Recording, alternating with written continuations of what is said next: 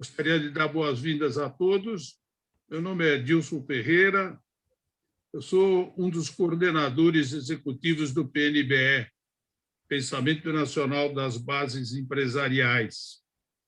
Mais uma vez, agradeço a participação de cada um que está nos assistindo. Espero vê-los aqui nos nossos próximos eventos também. Em particular, quero agradecer à FECAP pela oportunidade da parceria que tem conosco e à Matchmaking pelo apoio técnico para a realização deste e dos outros webinars que temos tido. Em especial, também quero agradecer ao palestrante Jorge Hori. Jorge Hori é cientista político. Jorge Hori é um cientista político renomado. Ele é o autor do livro Até Onde a Vista Alcança, que é a base de nosso webinar de hoje. Ele também é o autor do blog Inteligência Estratégica. Ele produz semanalmente, e às vezes mais do que uma vez por semana, o podcast Jorge Hori em 120 segundos. O Jorge é formado em Administração Pública e de Empresas pela Fundação Getúlio Vargas. Da mesma forma, quero agradecer ao debatedor, nosso primeiro coordenador geral, Mário Ernesto Humbert, um dos mentores do PNBE e um dos esteios da sua existência. Ele é o Michael, o conselheiro e presidente de empresas. Ele tem trabalhado muito em assessorar em situações de empresas de crise e em relações institucionais. Ele é consultor e palestrante sobre ética nas empresas, ética nos negócios, ética organizacional. Tem sido um precursor do aumento da preocupação ética das empresas de uma forma geral.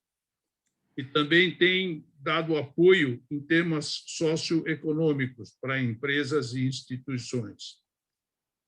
O Mário foi coordenador do importante projeto de reforma política do PNBE. Agradeço ao Mário também o fato de me ter delegado a incumbência de mediar este evento sobre tão importante processo eletivo da formação do nosso Congresso Nacional. E aproveito para fazer uma breve apresentação do PNBE para os nossos convidados. Nossa entidade foi criada por empresários no final da década de 80. Tinha como foco a construção de um Brasil melhor para todos. Procurava o aperfeiçoamento da democracia e da conscientização da participação política de empresários e de empreendedores. Nós buscamos formar empresários cidadãos com participação ativa na discussão e decisão de questões relevantes para o nosso país e para a sociedade de uma forma geral. Apresentamos ideias, discutimos, realizamos debates, palestras e manifestações, como temos visto nos recentes webinars e como veremos na noite de hoje. Nós acreditamos que essas questões nacionais ou locais devem ser discutidas dentro do regime democrático, de forma transparente e de forma ética. Consideramos que a diversidade de ideias e de opiniões deve ser respeitada e trazida ao debate para enriquecê-lo e legitimá-lo.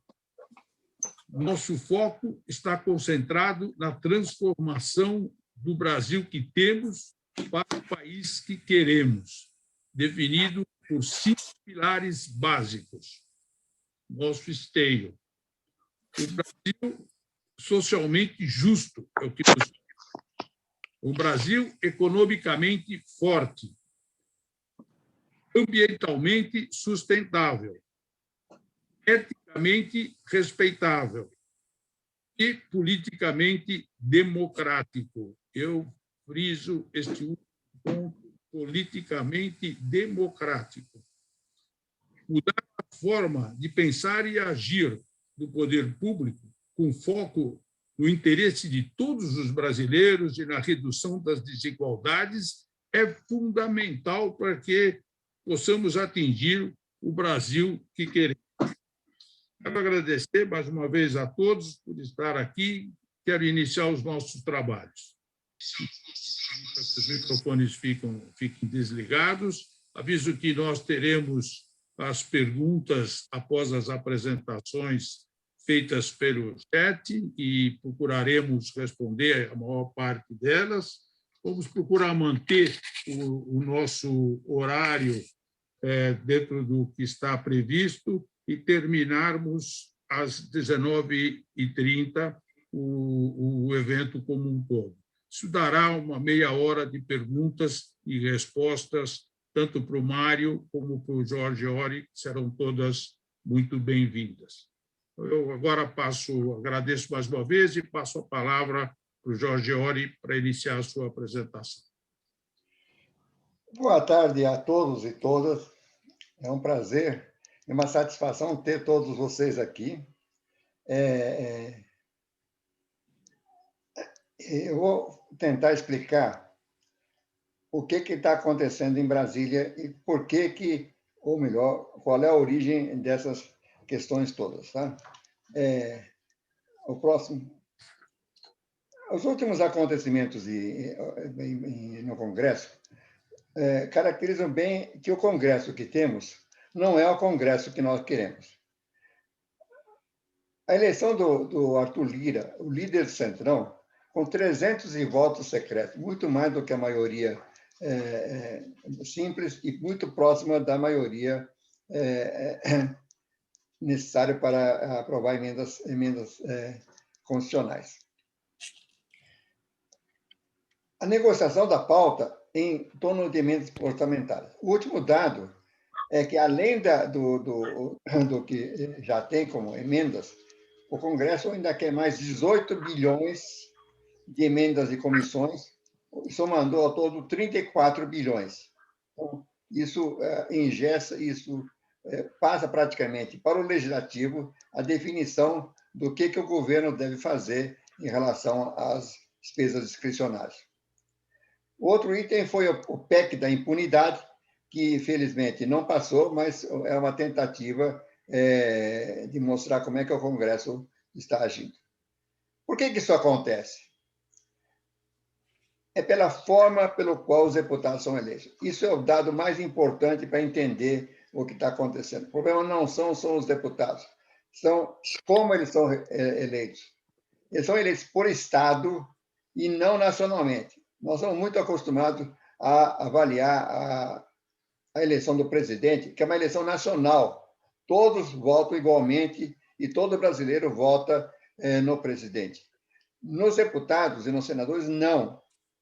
Só votam os eleitores de um determinado estado para os deputados registrados naquele estado. Mesma coisa com os senadores. Então, eles representam interesses locais e regionais. A representação nacional seria decorrente da conjugação de todos os deputados, todos os congressistas, a soma de todos. Cada parlamentar está inteiramente focado nas reações dos seus eleitores.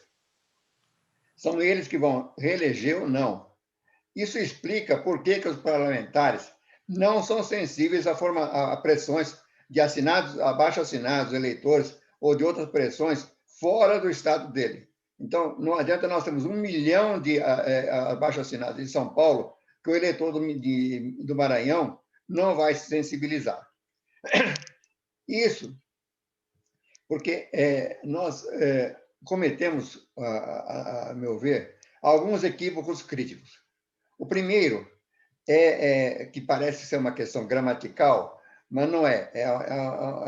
Na prática, leva a uma confusão. Nenhum deputado se elege ou se reelege. Isso é fundamental. ele não se reelege, ou ele é sempre eleito ou reeleito. Ele não é o sujeito ativo, é o sujeito passivo. O poder efetivo da escolha está com o eleitor e não com o candidato. Ele pode ter carisma, pode comprar voto, mas o fato é o seguinte: quem o elege, se ele não conseguir o voto do eleitor, ele que aperte o botão a favor dele, ele não consegue ser eleito. Então, qualquer mudança na composição do Congresso não será promovida pelos deputados ou pelos senadores já eleitos. Terá que ser feito pelos eleitores em cada estado da federação. Voltando, chama atenção a essa questão. A mudança só poderá ser promovida pelos eleitores, e os eleitores de cada estado da federação, e não pelo conjunto da...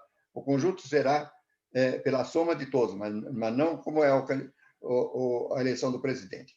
O segundo equívoco comum é achar o seguinte, que o eleitor que o deputado não representa o eleitor.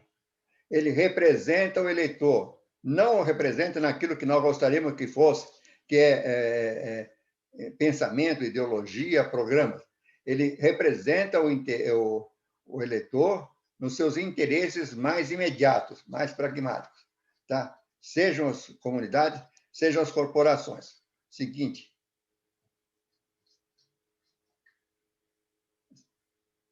Ana, por favor, seguinte. Equívoco 3. Outro equívoco é achar que o nosso problema é um problema de partidos políticos e que temos partidos políticos demais. São 40 partidos registrados, outros em processo, são quase 70, 27 com representação no Congresso Nacional. E que essa fragmentação partidária dificultaria a consolidação ideológica ou pragmática. Na realidade, os partidos são mais que os oficiais.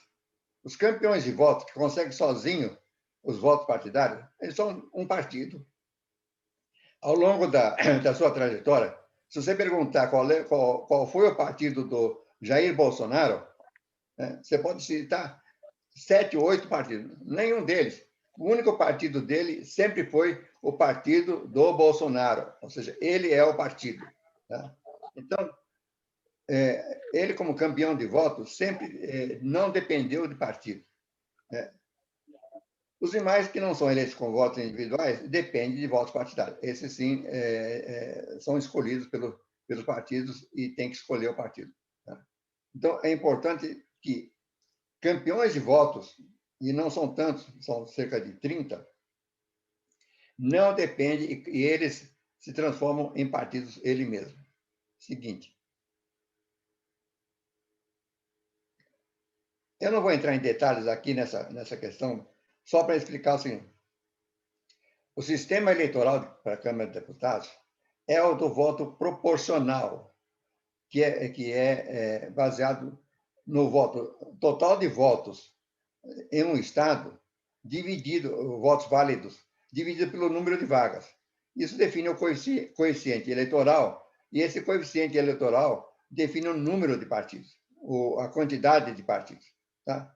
Então, esse sistema tem vantagens e tem desvantagens. Uma das distorções é o tal do campeão de voto, como o Tiririca e agora o Eduardo Bolsonaro, que carregam outros partidos. No caso, o Enéas, por exemplo, que foi o primeiro grande campeão de voto, ele chegou a levar para o Congresso deputados com 10 mil votos, enquanto outros com 100 mil votos não foram eleitos. Seguinte, eu vou passar rapidamente, mais para colocar as questões. Em função eu diria, da suspeita do funcionamento desse processo, nós empreendemos uma pesquisa em nível estadual com o resultado da eleição de 1960, volta anterior, de 2014, e chegamos a um achado. Grande parte dos deputados é eleito com 60% ou mais dos seus votos num único município. Ou seja, do ponto de vista prático, ele seria um eleito distritalmente. Né? E o eleitor vota naquele deputado porque ele quer melhorar a sua vida na comunidade em que vivem ou sobrevivem. Promete, e o deputado promete trazer em Brasília verbas e serviços federais para a comunidade. Esse diagnóstico foi publicado na primeira edição do livro Até Onde a Vista Alcança, que é o objeto do tema dessa apresentação. Tá? Mas o importante é essa percepção de que ele representa e não representa o pensamento, mas ele representa interesse, e por isso é que nós estamos chamando de despachante, porque o despachante é o representante. Ele tem um mandato, só que ele vai defender, junto à repartição, interesses específicos e não pensamentos. Como é que ele promete e vai cumprir as promessas de melhorar a vida dos seus eleitores? Pela destinação de verbas específicas através de emendas orçamentárias. Pela imprensa, se fala muito em emenda parlamentar. É emenda parlamentar, mas é emenda parlamentar orçamentária. Tá? As dotações orçamentárias são autorizativas, não determinativas. A maior parte é obrigatória, com pagamento de servidores, aposentadoria e os outros. E isso promove o contingenciamento orçamentário das despesas não obrigatórias. Aí os deputados conseguiram, primeiro, que as emendas individuais passaram a ser discricionárias para obrigatórias. Então, agora não depende de liberação, tem que ser pago até o final do ano. Mas, de qualquer forma, para obter o pagamento, ele precisa negociar com o executivo. E depois tem as emendas de bancada e agora as emendas de comissão. Então, desses 34 bilhões, cerca de 8 bilhões são obrigatórias, o resto são discricionários. Essa emenda se transforma na principal moeda de troca. Todo deputado federal, uma vez eleito, ele só se preocupa com aquilo. O que é aquilo para ele? É ser reeleito. E para ser reeleito, a emenda orçamentária é vital. Eu coloquei no podcast que a emenda orçamentária é o oxigênio sem o qual ele não sobrevive politicamente. Então, a emenda parlamentar destina verbas federais a favor do seu eleitorado. Então, ele negocia a concessão, liberação, o pagamento da emenda pelo seu voto nas comissões ou no plenário. Isso dá origem ao toma lá, dá cá. Próximo, por favor. Isso aí só para ilustrar que o deputado, como despachante, ele gasta mais tempo nos órgãos federais do que dentro do Congresso. Então, eles não têm grande presença no Congresso, não são propositores de projetos nem de emendas, mas eles não se interessam por grandes questões nacionais, não querem aprender, mas eles estão sempre nos gabinetes para conseguir verbas e conseguir serviços a favor do seu eleitorado ou do seu reduto eleitoral. O próximo. Quem já foi em Brasília, já esteve na Administração Federal, conhece bem esse processo. Outro dado, e aí nós fizemos uma atualização desse processo com os votos de 2018, principalmente levando em conta que havia uma sensação de grande renovação. Isso porque o DIAP, que faz sempre essa avaliação, determinou que 53% apenas tinham sido reeleitos e 47% eram novos. Na verdade, essa aparente renovação não é de novatos. Só para você ter uma ideia, quem é que é um deputado novo porque não foi reeleito? Aécio Neves, Gleisi Hoffmann, outros são familiares. Então, na prática, entre novatos, foram só 20%. E desses novatos, uma grande parte foi da onda bolsonarista, com a eleição de novatos associados a fundações militares ou policiais ou a milícias. Esse caso do recente deputado, que agora está preso, mostra bem qual é a atuação desses novatos, né, que entram na cota da renovação. A sequência. Esse novo diagnóstico, principalmente com capítulos dedicados à renovação, com números e até nomes, mostra como que a renovação é falsa. Tá? Seguinte. Isso aqui é apenas uma questão mais técnica para mostrar quais são os fundamentos da escolha dos eleitores. Por que os eleitores têm essa visão de mundo limitado ou restrito? Que depende muito do estágio da vida dele. Ou seja, aqueles que dependem, ainda estão tentando sobreviver, estão interessados em resolver os seus problemas fisiológicos. Na sequência, buscam mais segurança, emprego, saúde, propriedade. Depois, sociais, subindo para a autoestima e autorrealização. A pirâmide de Maslow, que é um psicólogo americano, é importante para mostrar o seguinte: a diferença de comportamento e de visão dos eleitores, né, em função dessa condição. Então, nós que estamos basicamente aqui no topo da pirâmide, no azul, achamos que os outros deveriam, o verde, esse amarelo, o vermelho, deveriam raciocinar e ver as coisas como nós vemos.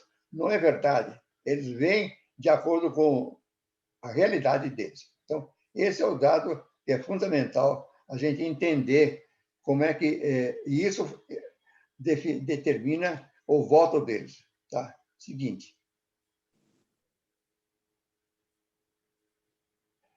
Por essa razão, a transformação do Congresso não será feita por aprovação de medidas institucionais como a reforma política. Ou seja, a reforma política depende deles, congressistas que foram eleitos e que querem ser reeleitos. E, portanto, é o seguinte: eles não vão tomar nenhuma medida que vá prejudicar a sua reeleição. O que tem sido feito é uma manobra para dizer assim: olha, nós não vamos fazer nada que prejudique a sua reeleição próxima.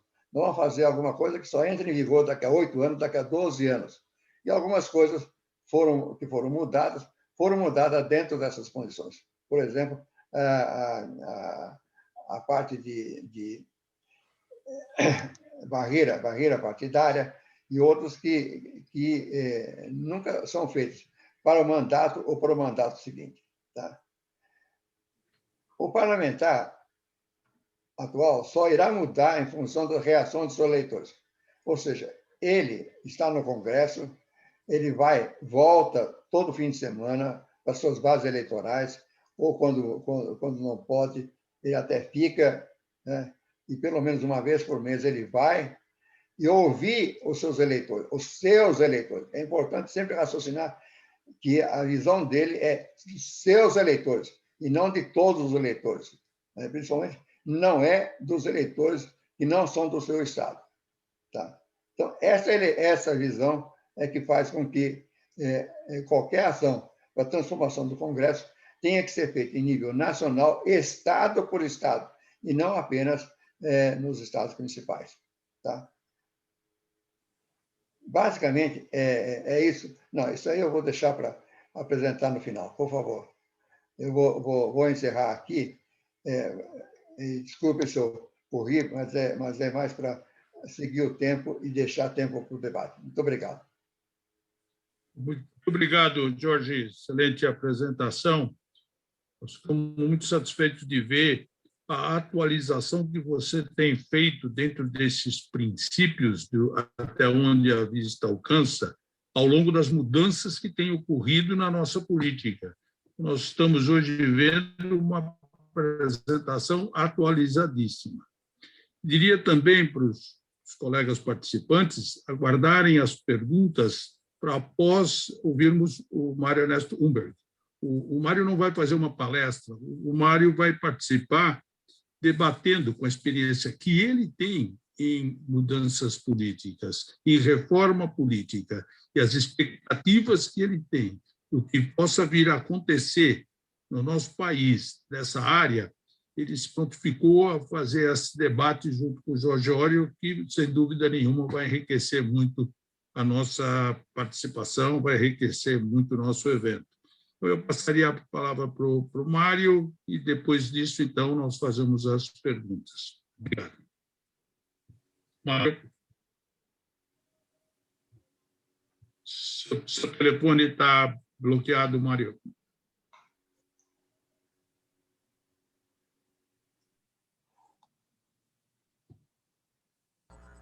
Está desbloqueado. Bom, parabéns ao Jorge. O estudo do Jorge é muito importante, porque ele mostra alguns enganos que existem na análise política e na forma mesmo de atuação da imprensa e nas expectativas das pessoas. É uma análise que não é uma análise teórica, é baseada em dados no Tribunal Eleitoral, de modo que é uma indicação muito clara de como os deputados são eleitos e por que eles são eleitos. Eu gostaria de acrescentar alguns itens que o Jorge não falou, mas que eu acho que são importantes. Primeiro, que eu considero que existem 4 tipos de deputados, principalmente 4 tipos.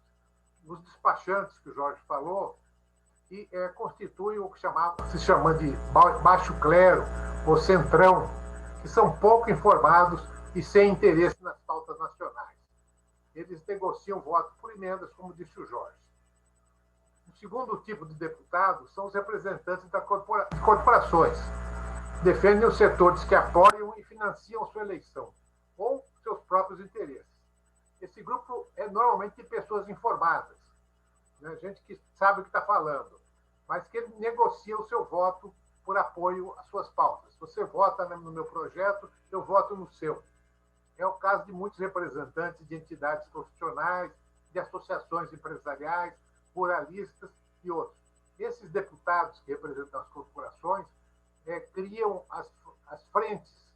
Nós temos uma frente da indústria disso, uma frente do comércio daquilo. Então, essas frentes reúnem representantes das corporações e um defende a posição do outro. Então, esses são 2 tipos de deputados. Um terceiro tipo de deputado, na minha análise, são os ideológicos. São aqueles que defendem determinadas ideias políticas, econômicas, sociais. Geralmente são pessoas informadas que pertencem há algum tempo ao movimento político. Pudesse ter um no meio desse. De modo geral, são pessoas abertas a conversar com os chamados lobistas, gente que representa os interesses de corporações. Eles não são fechados, são gente que ouve e muitas vezes vota em coisas que não são ideologicamente o que eles defendem, mas que eles acham importante. E, finalmente, nós temos um pequeno grupo do que eu chamaria de independentes. São poucos. E eles estão lá para defender as pautas que interessam ao país, o desenvolvimento do país, do seu Estado. São pessoas informadas, abertas à discussão e buscam informações e aceitam a interação com o lobista para enriquecer seu conhecimento. Então, esses independentes, os ideológicos e os representantes das corporações constituem o que normalmente se chama a cabeça do Congresso. Todo ano são eleitos os melhores deputados por diversas entidades e publicações. Eles são desse grupo, nunca são do baixo clero ou do centrão. São eles que conseguem fazer andar as pautas importantes para o país. Bom, como mudar essa situação? O Jorge já deixou claro que quem muda são os eleitores. Então, em primeiro lugar, a gente precisa reconhecer que o Brasil tem uma massa muito grande de pessoas naquela parte de baixo da pirâmide de Maslow. Pessoas em situação de pobreza e miserabilidade que dependem do governo para ter um mínimo. Logo, eles são suscetíveis a esses benefícios. Além disso, essas pessoas têm um baixo nível de educação e eles querem obter benefícios para eles, e para eles essa é a função do deputado. Isso é o que eles enxergam, como diz o Jorge, até onde a vista alcança. A vista deles é curta. Um segundo problema que eu vejo é que o Brasil tem uma centralização inconcebível do poder. Assim, os deputados federais atuam nos municípios, e isso deveria ser função do deputado estadual. A emenda partidária no Congresso Nacional para beneficiar determinado município, não é papel de deputado federal. Então, isso aí é o que caracteriza o despachante e que faz com que ele se eleite. Para nós, esse processo de negociar o voto em troca de 40 milhões de emendas, 20 milhões em emendas, etc., para nós parece um ato de corrupção. Vender o voto em troca de benefícios, que vai beneficiar a sua reeleição, fortalecer seu grupo político ou tirar vantagens pessoais. Né? Esse comportamento realmente, para nós, é muito soa mal, mas para o eleitor do despachante é bom. Né? O deputado conseguiu dinheiro para o governo federal, para a escola, para o posto de saúde, para outro benefício, para a estrada, etc. Então, para essas pessoas, esse pessoal que consegue isso vai ser reeleito. Né? Se ele não for reeleito, ele vira prefeito e passa para a mulher, ou para o irmão, ou para o tio. Né? É por isso que nós temos tanto essa coisa da presença de parentes de políticos. Para o pessoal que está numa situação socialmente ruim, né, na parte de baixo da pirâmide de Maslow, se o deputado tira uma parte da verba, para ele não se importa, desde que o benefício chegue.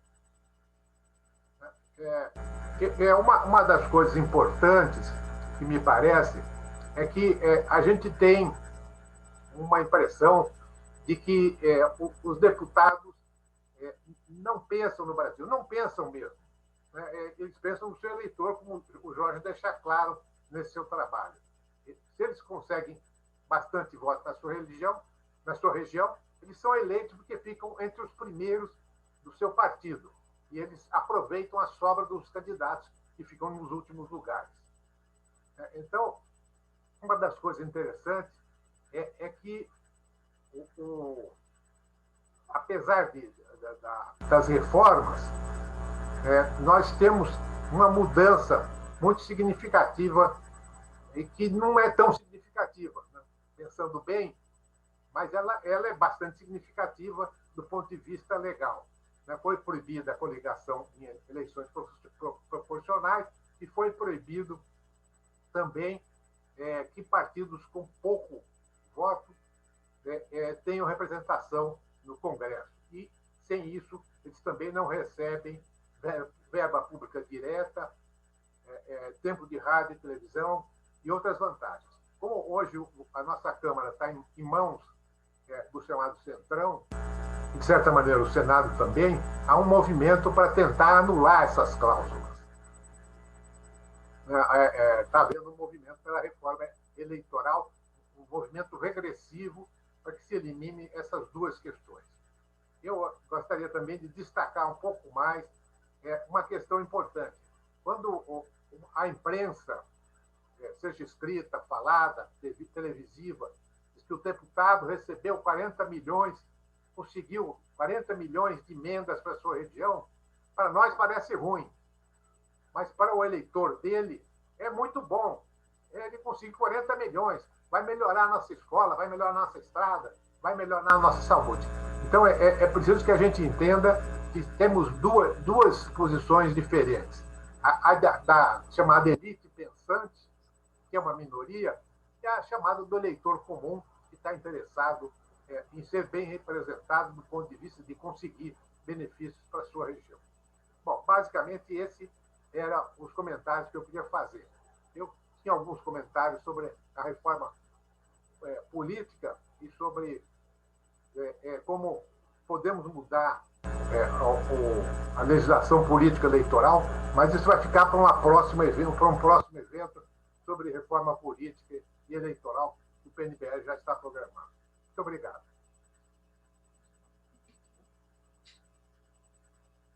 Muito obrigado, Mário.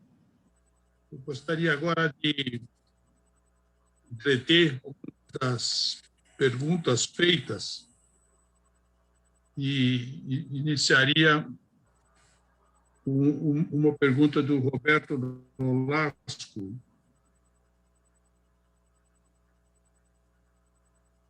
Ele pergunta que aplicativos como o poder de voto, de certa forma, não transforma o voto em distrital, aproximando o eleitor do mandato? Essa pergunta eu sugiro que seja respondida pelo Mário Neto. Acho que é melhor o Jorge responder inicialmente. Ele já estava abrindo a boca ali para falar. Muito bem, Mário, está aceita a sua interrupção aí. Tudo bem. O dado que a pesquisa demonstrou é que uma grande parte dos deputados é eleita com cerca de 60% ou mais de votos no município e mesmo só quando tem pequenos municípios, ele consegue isso num conjunto de municípios. Isso me levou a avaliar que os deputados já são eleitos distritalmente. Na verdade, eles são eleitos distritalmente no conceito, eu diria, mais popular, mas não no conceito que seria eleitoral. Por quê? Porque no conceito eleitoral, por exemplo, São Paulo elege 70 deputados federais. Se nós considerarmos que São Paulo tem 600 municípios, mais de 600 municípios, terá que haver uma junção de muitos municípios.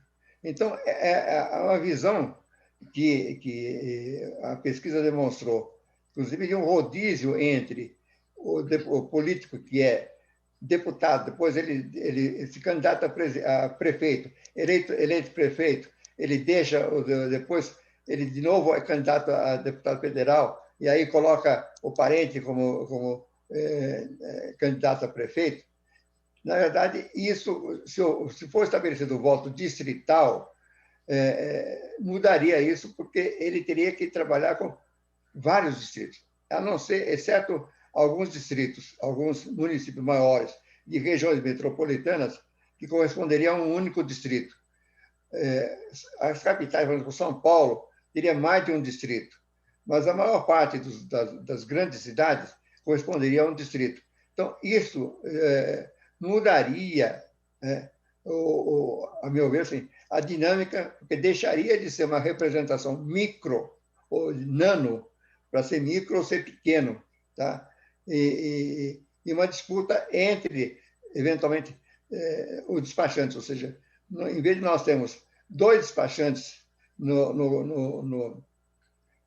na Câmara, nós só teríamos um, porque um deles teria sido derrotado. Então, a meu ver, a base é representação comunitária, mas o voto distrital obrigará a uma visão comunitária mais ampla do que é atualmente. Tá? Mas isso não resolve o problema dos deputados não se interessarem por questões nacionais, ou seja, eles vão continuar sempre voltados para os interesses imediatos dos seus eleitores e não se vão preocupar.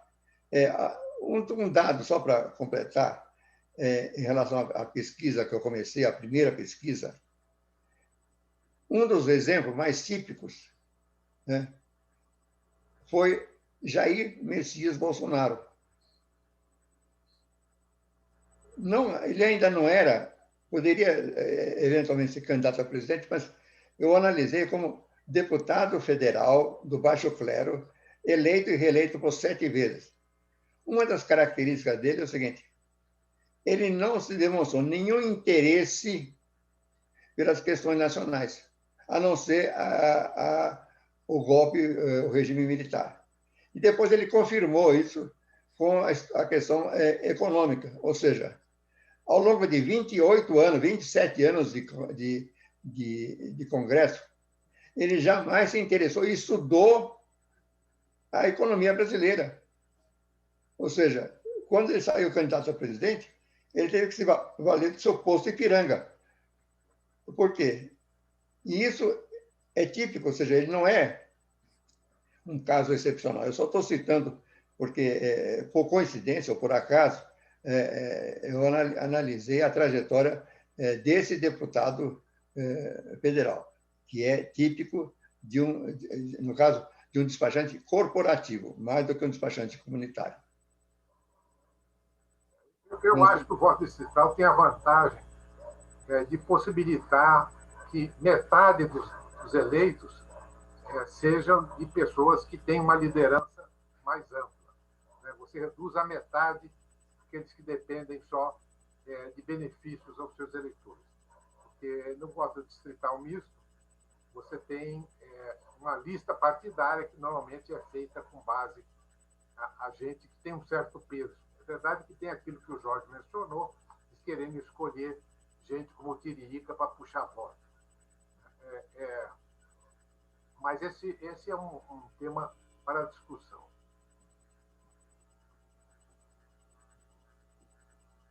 Tem uma pergunta do Fábio Mortar, aliás, tem duas. Ele pergunta, em primeiro lugar, se os cargos que são dados como parte do toma lá da cá também não têm uma importância grande como tem as emendas constitucionais.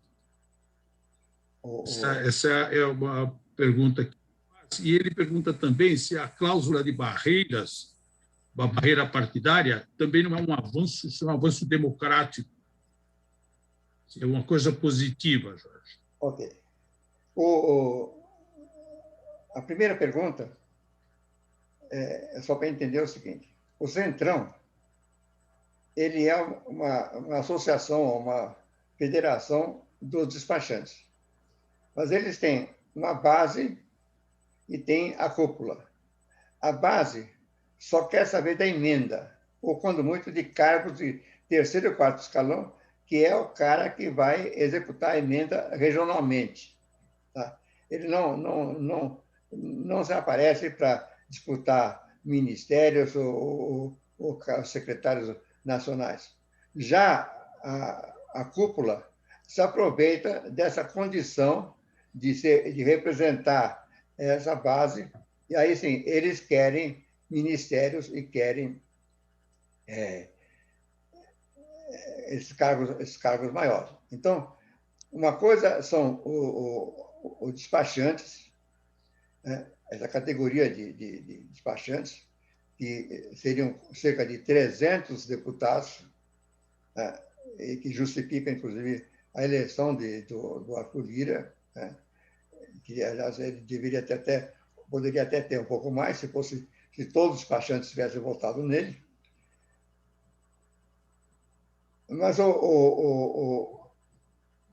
essa base é essa que eu estou dizendo, que são os despachantes e representantes comunitários e corporativos menores. Tá? A cúpula quer aproveitar para ter os cargos. Então, Centrão é uma coisa, o baixo clero e despachante é outra. Quer dizer, tem partes coincidentes, mas não são exatamente a mesma coisa. Com relação à segunda questão do Fábio, é importante o seguinte: quando eu disse que, na verdade, nós temos mais partidos do que aparenta, é porque os campeões de votos são um partido e eles escolhem o partido.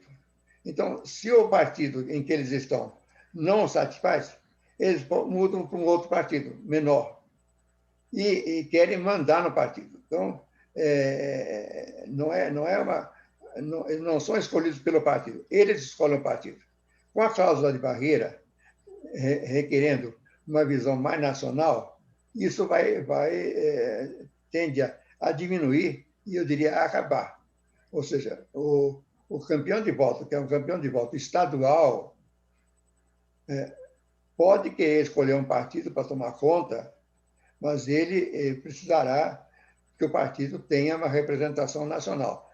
E isso é necessariamente o seguinte: aí ele teria que juntar com outros campeões de voto estaduais para disputar o comando. Então, não tenho dúvida que a cláusula de barreira, com a obrigação de uma representação nacional,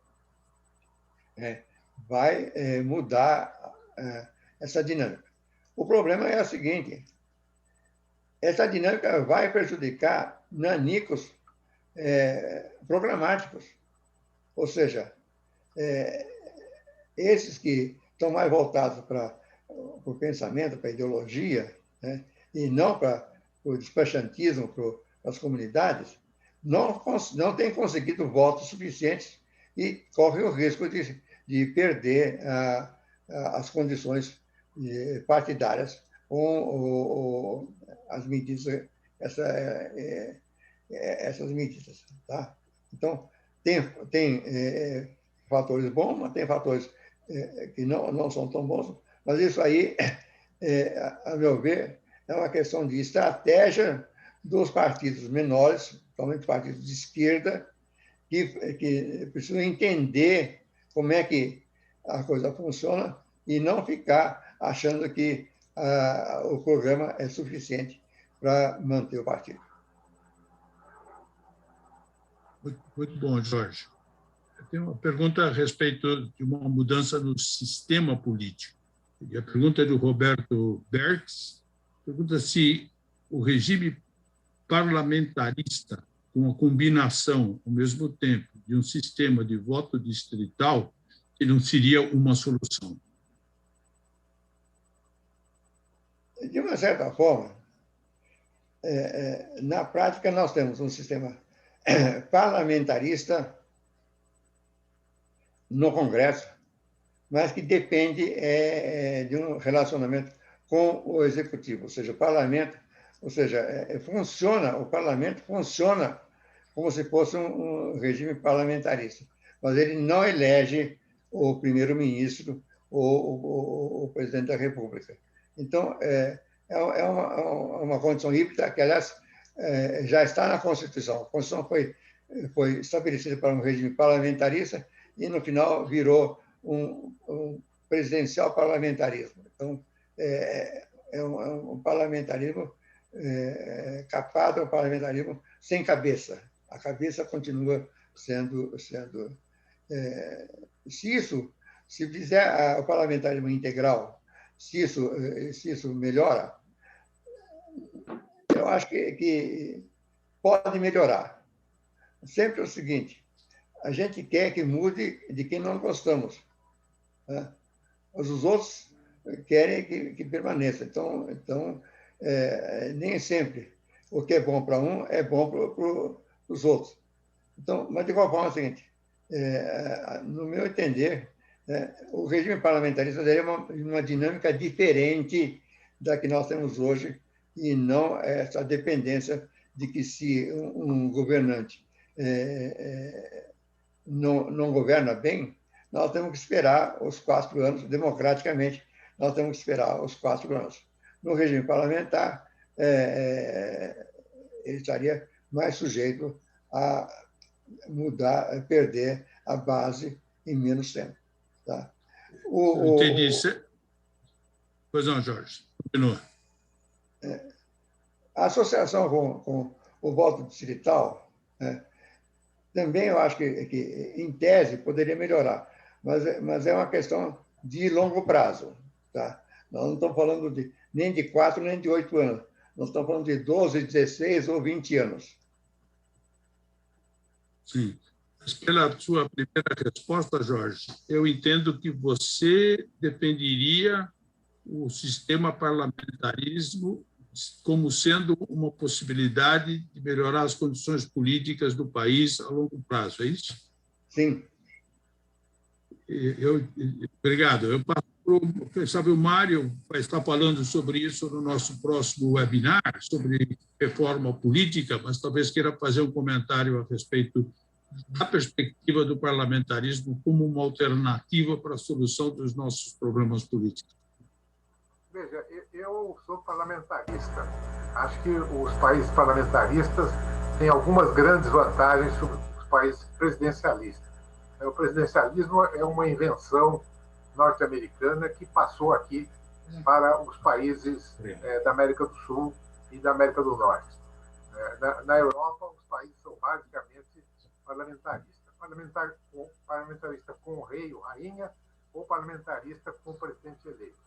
O risco que nós temos no regime parlamentarista é que não tenhamos estabilidade.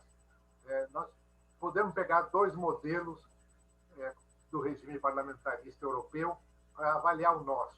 O primeiro é Portugal, vem tendo um bom sucesso no regime parlamentarista. E o segundo é a Itália, que não consegue firmar um governo. O governo cai, aí tem uma nova eleição, acaba não ficando mais um ano, aí não dá certo.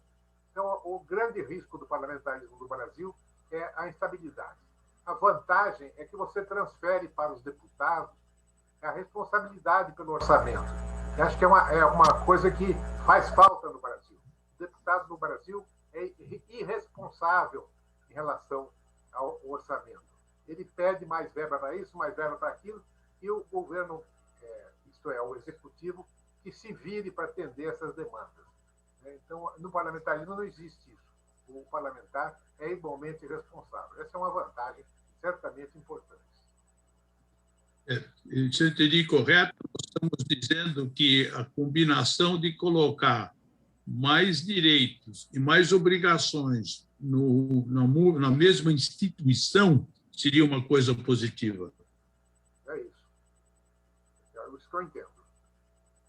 Bem. Tem uma pergunta do Roberto Nolasco, voltando ao assunto do despachante, Jorge. Pergunta: quem é que realmente demanda as posturas do despachante, a contribuição do deputado despachante? É o eleitor ou é o cabo eleitoral? É o eleitor. O cabo eleitoral é um intermediário ou é um subdespachante. Ou seja, ele atua junto aos eleitores, né, para levar ou para ouvir, levar as promessas para aquele que é o candidato. Então, o papel tradicional do cabo eleitoral é importante considerar o seguinte: o papel tradicional do cabo eleitoral mudou muito, né, na dinâmica política. Ou seja, ele representa, em geral, os atuais representam, em geral, as presidências das associações comunitárias.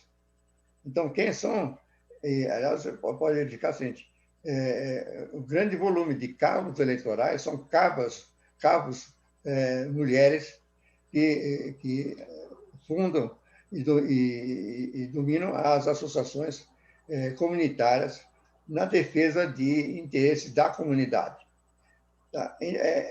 Nem sempre essa defesa é por serviço público.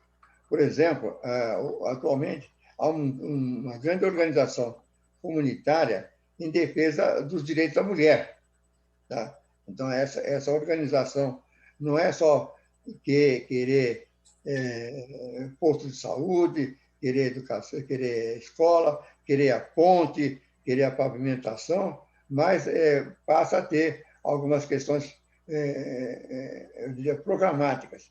Esse fenômeno está ocorrendo, e ocorreu em São Paulo, nas eleições municipais, com a eleição o crescimento do PSOL através de candidaturas coletivas.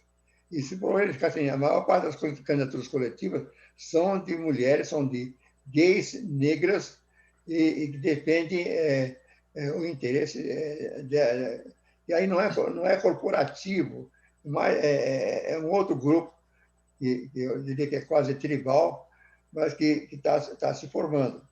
Agora, então, o cabo eleitoral tradicional, que era o cabo eleitoral de compra de votos, esse, não diria que sumiu, mas ele é um animal em extinção. Não que não exista, continua existindo. O tipo de cabo, principalmente no interior do Brasil, em algumas localidades, aquele que vai e tem os mecanismos de compra. Em termos de cabos eleitorais, um dado importante é o seguinte: um cabo eleitoral importante nas eleições atuais é o pastor evangélico. Esse está virando. Por quê? Porque esse eleitor tem os seus interesses, mas necessariamente ele não tem um nome em quem votar. Então, ele consulta quem? A família, consulta os amigos. E hoje, nessa comunidade mais pobre, ele consulta quem? O pastor. E o pastor diz a ele, né, em quem é que ele deve votar, na base de uma frase muito, muito comum entre os evangélicos. Vota em fulano, que ele nos ajuda. Então, esse nos ajuda, né, leva a uma visão, né, nova em termos dessa eleição, mas é sempre a visão de quem é esse deputado que nos ajuda, esse candidato que nos ajuda, é um despachante. Então, nos ajuda por quê? Porque ele traz a verba. Então, nesse sentido que o cabo eleitoral, né, hoje, ele é importante, nem sempre ele é definido pelo candidato, mas ele continua existindo, mas são várias categorias de cabos eleitorais. Isso quer dizer que, no caso dos evangélicos, os deputados não são despachantes, eles são parte do grupo de defender a instituição dos evangélicos. Bem, não é bem assim. É o seguinte: os evangélicos têm assumido a liderança exatamente dos interesses comunitários. Quem é que hoje representam esses interesses comunitários, né? Seja em relação às questões culturais, como em relação aos serviços públicos, né?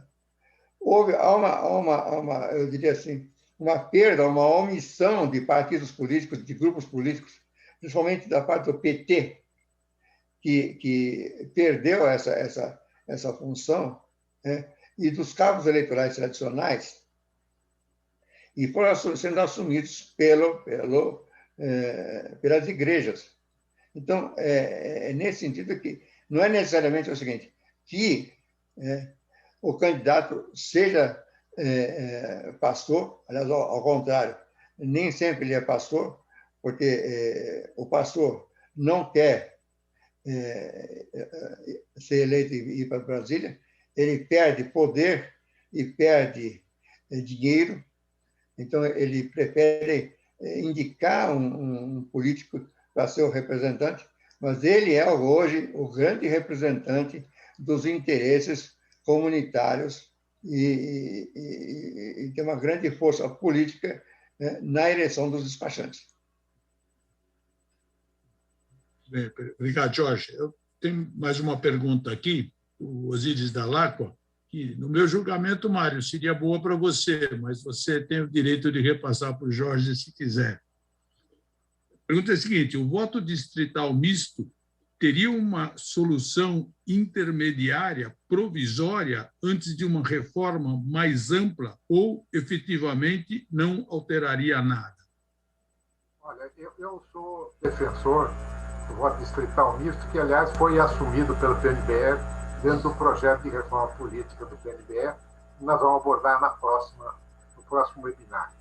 O voto distrital misto tem uma série de vantagens em relação ao sistema de voto proporcional, não só do ponto de vista da representatividade, mas também do ponto de vista da economia. Acho que ele custa muito menos. Agora, ele é apenas uma forma de mudar o sistema de votação. Ele não resolve os problemas do país. Os problemas do país são mais amplos do que simplesmente a reforma eleitoral. Mas eu, pessoalmente, defendo a ideia de que uma reforma política mais abrangente é a mãe de todas as reformas do país. As reformas que o Brasil precisa não andam, ou andam muito lentamente, porque nós temos um sistema muito distorcido de representação. Tem outros pontos, não é apenas o sistema de votação, a desproporção entre os eleitos e eleitores de diversos estados, há uma porção de outros problemas que nós esperamos abordar nesse webinar sobre reforma política. Acho que o voto distrital misto representaria um avanço, mas hoje no Congresso há proposta para o voto distrital misto, proposta para o chamado distritão, é uma proposta do ex-presidente Michel Temer e do seu MDB na época, e que continua tendo aí, que me parece que o Lira parece a favor dessa proposta. Nós temos a proposta de mudar um pouco o sistema proporcional que nós temos hoje. Eu não sei, nessa legislatura, não acredito que nós caminhemos, mas acho que é muito importante a gente pensar em criar um sistema eleitoral que seja mais barato e permita maior acesso do eleito pelo eleitor, que hoje só funciona nas pequenas comunidades ou nos grupos ideológicos. Os grupos ideológicos sabem quem é o seu representante. Os grupos, e agora, como o Jorge lembrou, nós temos novos grupos se formando. Tem os grupos que defendem as mulheres, os grupos que defendem os LGBT e outros gêneros. Então, são novas representações que conseguem reunir gente e reunir votos para a eleição. Nós ainda temos isso de uma forma reduzida. A representação de mulheres é pequena no nosso Congresso, nas nossas assembleias, é maior nas câmaras de vereadores pequenas. E acho que um outro fenômeno que o Brasil vive desde a Constituição de 88 é a criação dos cabos eleitorais eleitos, que são os vereadores de pequenos municípios. Até antes da Constituição de 88, o vereador de pequeno município se reunia uma vez por semana e trabalhava com apenas uma ajuda de custo. Hoje, os vereadores dos pequenos municípios ganham mais do que os professores locais. Eles são mais bem remunerados do que os professores. Uma grande parte da verba da prefeitura, que a prefeitura recebe, é utilizada para pagar vereadores, prefeitos e assessores. Então, isso é uma coisa que realmente precisaria mudar, porque isso conduz a um certo nível de irresponsabilidade. O município não depende dos seus munícipes, ele depende das verbas federais e das verbas estaduais, que são obrigatórias pelo Fundo de Participação. Eu tenho dois comentários aqui, não são perguntas, mas são comentários de serem mencionados. Eles, Kátia, diz assim, os deputados, no vai e vem, assumem Câmara e Prefeitura, mas para desvio de dinheiro nada fazem.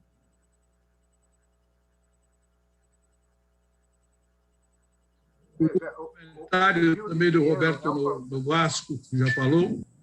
Vou apenas passar os comentários, se vocês quiserem comentar sobre eles também, fique à vontade. Nosso drama é que não sabemos fazer funcionar o que temos e partimos para mudanças com os mesmos participantes.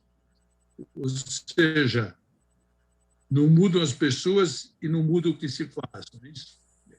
Esse comentário do Roberto Novas, se o Mário, o Jorge Ori quiserem fazer algum comentário sobre isso. O processo tende a fazer com que, qualquer que seja o nome, a situação se repita. Porque o deputado despachante, como classifica o Jorge, ele pode ser substituído, mas o próximo que virá será também despachante. Se não for despachante, ele não se reelege, não terá voto suficiente para a próxima eleição. Então, é um processo viciado que tende a se repetir. Acho que nós temos que mudar um pouco a forma de eleger, mas também temos que mudar um pouco a responsabilidade do Poder Legislativo, que hoje é bastante irresponsável em relação aos recursos arrecadados. O Fábio Mortara também tem uma pergunta a respeito do Senado. Pergunta: do Senado Federal poderia ser um contraponto ao que acontece na Câmara Federal? Jorge. Poderia, mas não é mais. O Senado Federal tinha uma composição, eu diria, mais elitista, mais seletiva, e a visão, o papel do senador era um papel distinto do deputado. Tá? Tanto que uma grande parte dos senadores eram ex-governadores. Né? Então, o governador, quando terminar, não podia ser reeleito, ele se candidatava a senador. Então, o Senado era um cargo político, vamos dizer, mais relevante. Tá? Houve várias mudanças. Né? Uma delas foi ampliar o número de senadores de 2 para 3, tá? o que permitiu a entrada de outros não tão, vamos dizer, preparados para essa função. Né? Mas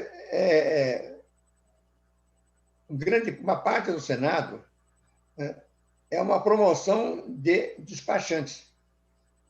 Ou seja, o pessoal do baixo clero,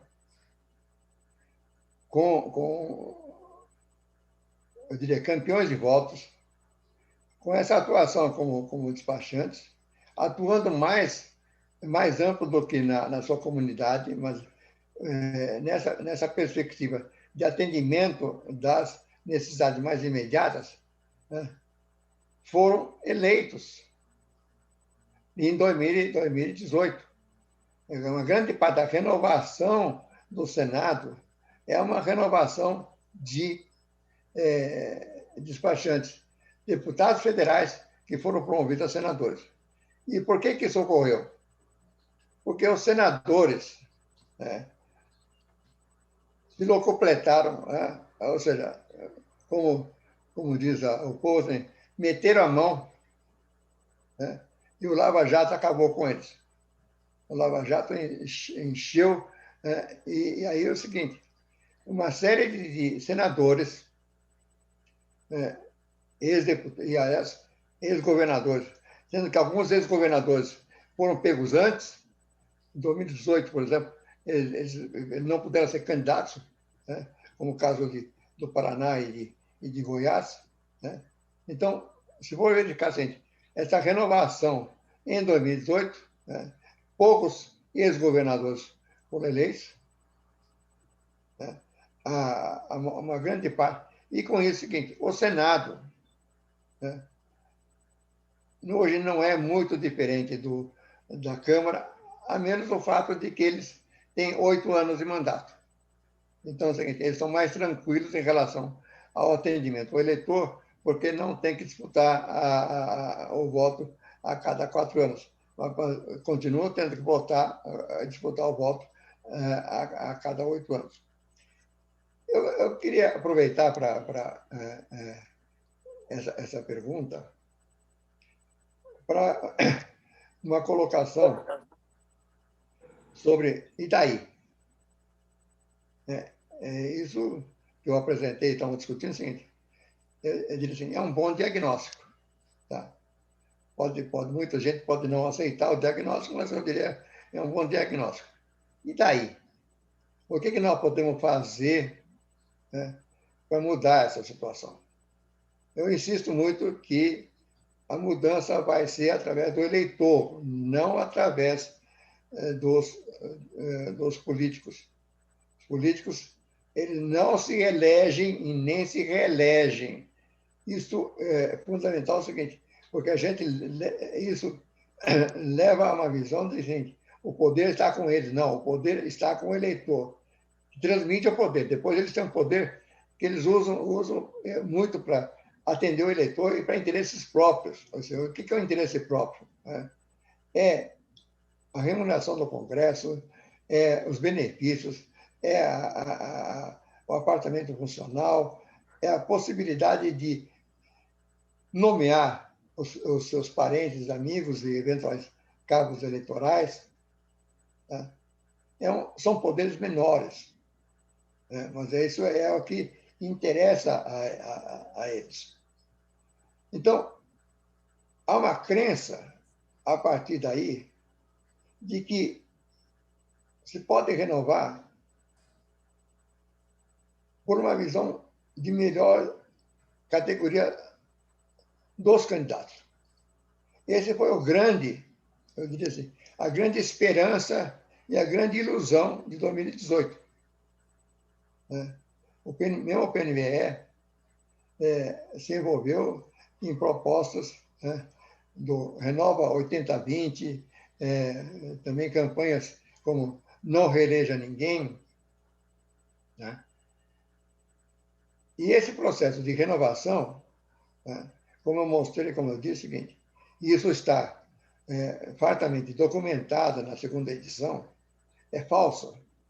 O número de novatos, que saíram, inclusive, do Renova, BR, do RAPS e outros, são muito poucos. Alguns são mais evidentes, que aparecem pela mídia, como a Tabata Amaral, o Felipe Rigoni, o João Campos. Mas, no conjunto, é o seguinte, nós estamos falando de menos de 100 deputados. Tá? E aí, o que acontece? Esses deputados foram eleitos, eu disse assim, quase que tribalmente, por pequenos grupos suficientes para ter o número de votos para a eleição deles. Tá? Mas na medida que eles foram, quando um deputado novato foi eleito, ele tirou os votos de dezenas de outros novatos. Ou seja, ele foi eleito pela concentração de votos. Né? Então, o eleitorado ainda não está propenso a votar nesses novatos que prometem, que não querem ser despachantes. Então, uma alternativa que eu coloco para discussão, é se esses novatos, esses renovadores que querem ser eleitos para mudar o Congresso, não deveriam fazer concessões ao despachantismo. Ou seja, se eles não deveriam buscar votos, com atendimento aos interesses comunitários ou até corporativos mais difusos, não das grandes corporações. Para assegurar que eles consigam ser eleitos. Eu quero levantar essa questão pelo seguinte: muitos dos deputados, bons deputados, inclusive que aqueles que fazem parte da cabeça do Congresso, têm uma parcela de votos, eu diria que até significativa, nos redutos eleitorais. Ou seja, esses deputados mais veteranos, que têm experiência política e têm uma visão mais ideológica, mais programática, de princípios, eles atuam nas duas frentes. Ou seja, eles defendem a sua posição, os grandes interesses nacionais, mas na hora do voto, eles vão buscar o voto nos seus redutos e prometendo também, assim, nós vamos destinar as emendas para os redutos. Então, o reconhecimento de que a emenda parlamentar não vai acabar, a emenda parlamentar vai continuar sendo o oxigênio da carreira política, os deputados, os renovadores, que se recusarem, acharem que é contra esse oxigênio, corre o risco de nem chegar no Congresso, ou, se chegar no Congresso, não ser reeleito. Então, eu coloco em primeira uma discussão nessa visão de que a eleição depende do eleitor, se, né, essa renovação não deve ser uma renovação, eu diria, pura, como nós gostaríamos, né, mas deve ser uma renovação híbrida, em que a preparação dos candidatos à renovação leve em conta a percepção do que os eleitores querem e de que tipo de eleitores eles têm que buscar. Eu só queria fazer uma observação sobre o Senado, Dilson, que é o seguinte: o Senado, no Brasil, perdeu um pouco do seu papel. Porque o Senado, aqui nas Américas, foi criado nos Estados Unidos como forma de compensar os estados do Sul que tinham menos população e, portanto, na época a população que votava era só a branca, né? Então eles tinham menos população e, portanto, tinham menos deputados. Com isso, o Norte ganharia todas as votações. E aí a concessão feita foi que o Senado equilibraria isso, que todos os estados, sejam de muita população e de pouca população, teriam 2 senadores, qualquer um que fosse. Porque nos Estados Unidos tinha estado que chegou a ter um representante, um deputado. Agora, aqui no Brasil, com o pacote do Geisel, vamos comentar mais no evento sobre reforma política, com o pacote do Geisel, nós passamos a ter 3 senadores por estado e 8 deputados como mínimo. Então, na hora que nós temos 8 deputados como mínimo, desapareceu esse papel do Senado. E o Senado virou uma Câmara mais velha um pouquinho e com mais status. Ele perdeu muito do seu papel. Era isso. Muito bem. Estamos nos aproximando do nosso horário de término. Antes disso, tem uma pergunta do Ricardo Amoroso, especificamente para o Jorge. O Ricardo pergunta: a possibilidade de eleição de um presidente progressista no campo do centro ou centro-esquerda tem a chance de puxar votos para uma renovação no Congresso, ainda que não seja expressiva, mas nos moldes do que fez a onda Bolsonaro? É para você, Jorge. A possibilidade de repetir a onda Bolsonaro é muito remota, seja como onda Bolsonaro ou qualquer onda. Tá? Evidentemente que pode ocorrer, mas é preciso entender o seguinte: a influência é relativamente pequena, ou seja, Bolsonaro foi eleito presidente, né, nacionalmente em 2 turnos, no segundo turno, e conseguiu levar para o Congresso cerca de 60 deputados federais, não só do PSL, como de outros partidos, ou seja, a bancada bolsonarista, né, foi da ordem de 15%, tá, do total da Câmara Federal. No Senado é uma outra conta, mas é menor ainda. Tá? Então, por quê? Porque a eleição do presidente é uma eleição nacional. Então, envolve uma série de fatores que são de dimensões de todo o Brasil. Já as eleições de deputados são estaduais e, como eu demonstrei, mais voltados para os interesses comunitários, que passam a ser, então, locais ou subregionais. Então, o interesse local e regional se sobrepõe aos interesses nacionais. Só nem chegar na questão nacional, só para mostrar um fato em relação a esse Congresso, da eleição do Arthur Lira, a oposição do DEM. Ou seja, o Rodrigo Maia representava um DEM nacional e queria que os partidários, os demistas, adotassem uma posição nacional. Mas eles acabaram adotando uma posição estadual de interesse dos estados. Por quê? Porque eles perceberam o seguinte: a visão nacional colocava em risco a reeleição deles, e eles precisavam cuidar dos interesses estaduais e regionais. Muito bem, senhores. Eu tenho uma última pergunta. É uma pergunta bem curtinha e a resposta eu gostaria de ter do Jorge e do Mário, mas acredito que as respostas também possam ser monossilábicas. A pergunta é do Roberto Bertz. Ele pergunta: o centro poderá se unir em torno de um candidato único? Está falando em 2022. Mário. A primeira pergunta é o que é o centro. Nós temos o centrão, que é a reunião dos fisiológicos, basicamente, dos despachantes, como classifica o Jorge, ou dos fisiológicos, como diz a imprensa. Então, um movimento de centro me parece muito difícil. É possível, se houver apoio, ter um candidato entre o centro e a esquerda, mas é difícil porque é por causa das vaidades. Nós temos aí um candidato já lançado, que é o Ciro, que não creio que abrirá a mão para ninguém.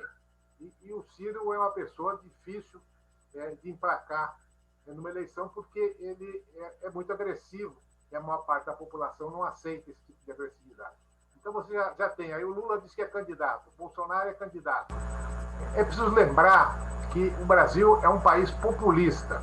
Toda vez que nós pudemos escolher um candidato que tivesse uma posição mais central, mais racional, e o outro ganhou, com uma única exceção, que foi a do Fernando Henrique. Na eleição do Collor, a eleição tinha o Ulisses Guimarães, que era uma grande liderança nacional, e tinha o Mário Covas, que era uma pessoa que depois veio a ser governador de estado, etc. Mas o povo preferiu Collor e Lula.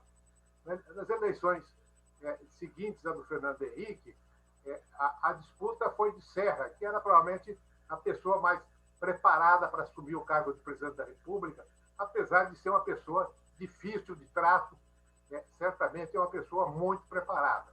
E ele perdeu para Lula e perdeu para Dilma. E nessa última eleição, nós tínhamos gente que talvez não fosse uma liderança tão expressiva, como o Geraldo Alckmin.